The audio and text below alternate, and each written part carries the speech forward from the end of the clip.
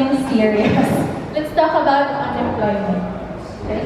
So is anyone here unemployed? Anyway, so statistically, at least one person in this room should be unemployed because the current unemployment rate in the Philippines is 5.2%. That's 1 in every 20 Filipinos. And in total, that's 2.2 million Filipinos. Okay? So if you think 5.2% is low, think again. 5.2% is actually high if you compare it to our neighboring countries. It's second only to Indonesia, which is 5.4%. So imagine, over 2 million Filipinos without a work, without any means to support their family.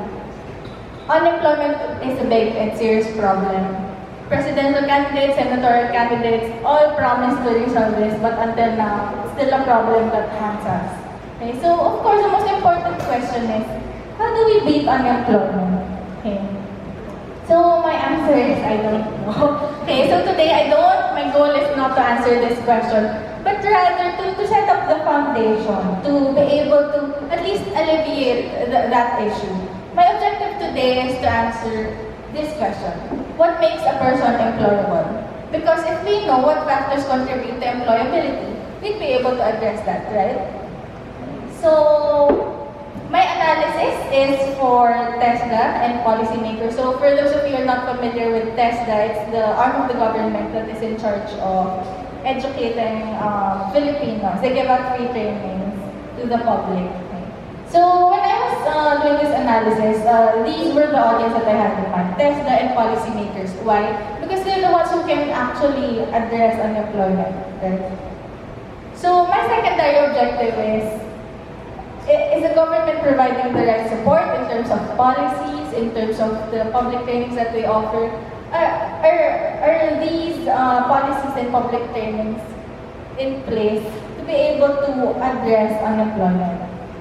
Okay, so to answer these questions, I scoured the internet for data on employment, and I found this data set from World Bank. It's a household survey. It was done 2015 to 2016. And in this, so now do take note, this is a survey. So the data in here are answers from respondents. Okay. So there's data here on their cognitive skills, their socio-economic skills, and some job-specific skills. So later on, I'll go into this in more detail. So, what makes some people more employable than others?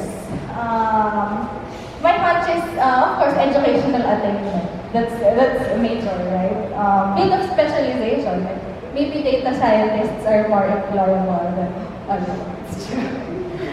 Perhaps marital status, okay, if someone's married or not, or if someone's a parent or not. I'm not sure if companies are still discriminatory, or that's discriminatory at this point. BMI, body mass index, it could be a factor in physical jobs like construction, factory. Cognitive skills, that's very important. How good are you at math, how good are you at reading, writing, so those sort of things. Emotional quotient, are people with higher EQ more hireable than others, than those who have lower EQ? So, these are usually the things that we think of if we're asked what makes one person more employable than another.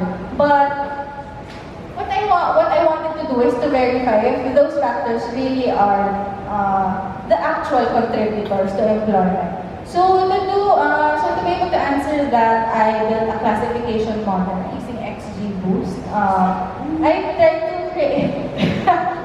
tried to create a model that tries to predict whether a person is employed or unemployed based on these factors. So, socioeconomic skills, are they extrovert or not? Are they gritty? Are they good decision makers? Are they open to new things?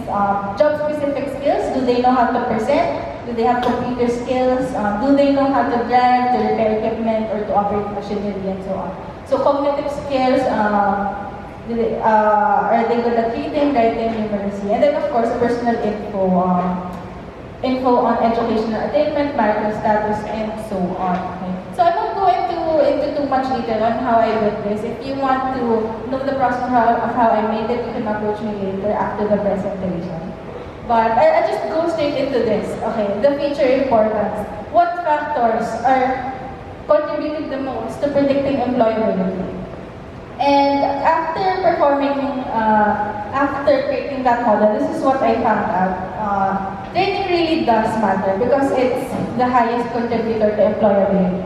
So by training, I mean test the training or whatever training. Training given by my former company, if you're familiar with it.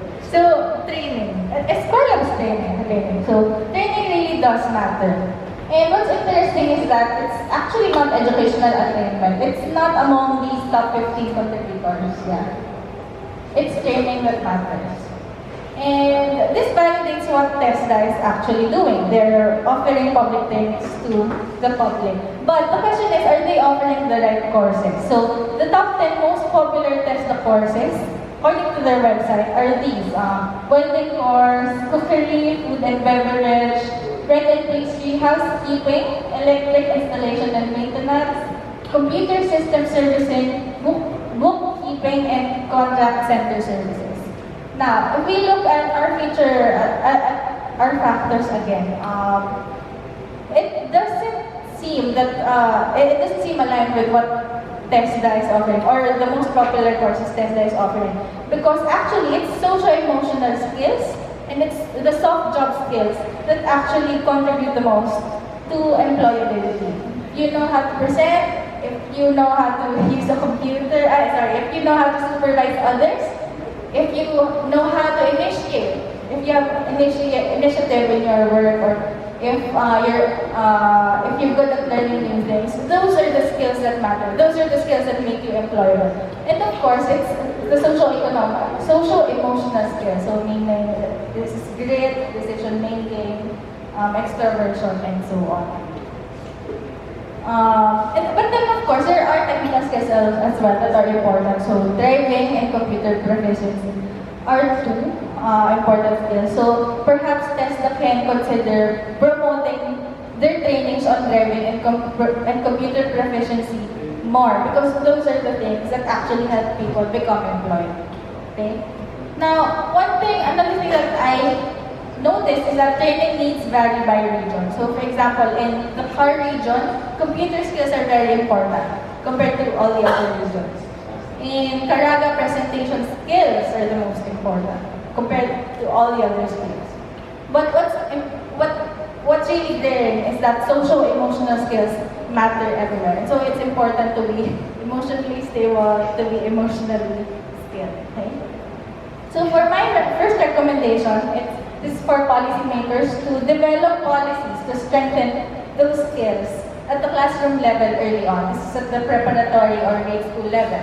They can train teachers so that they can integrate social-emotional learning at the classroom level. So for example, they can implement more team activities or group work. Second, TESDA should promote or create targeted trainings by region, okay, because training needs vary by region.